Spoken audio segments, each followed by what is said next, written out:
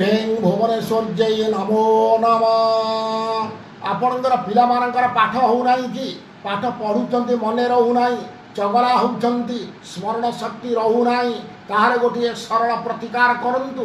କୌଣସି ଶୁକ୍ଳପକ୍ଷ ଗୁରୁବାର ଦିନ ପ୍ରାପ୍ତ ସମୟରେ ଆପଣଙ୍କ ଘରେ ଲାଲ କପଡ଼ା ପକାନ୍ତୁ, ନୀଳ ସରସ୍ୱତୀଙ୍କର ଫଟୋ ରଖନ୍ତୁ, ଯନ୍ତ୍ର ବି ରଖନ୍ତୁ, ଘିଅ ଦୀପ ଲଗାନ୍ତୁ, ଧୂପ ଦୀପ ନୈବେଦ୍ୟ ରଖନ୍ତୁ, ସଂକଳ୍ପ କରନ୍ତୁ ପିଲା ନାମରେ ପାଠ ହେବା ପାଇଁ।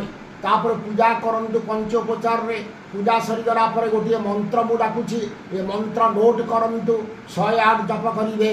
ଓಂ ଐଂ ହ୍ରିଂ ସ୍ତ୍ରୀଂ ନୀଳ ସରସ୍ୱତ୍यै ନମଃ। ଏହି ମନ୍ତ୍ରକୁ 108 ଜପ କରନ୍ତୁ 7 ଦିନ ପର୍ଯ୍ୟନ୍ତ। କରିସାରିଲା ପରେ ଦେଖିବେ ନିଶ୍ଚିତ ପାଠ ହେବ, ଚଗଲା ପିଲା ହେବେ ନାହିଁ, ଭଲ ନମ୍ବର ରଖି ପାସ୍ କରିବେ ଏବଂ ଚାକିରି ମଧ୍ୟ କରିବେ।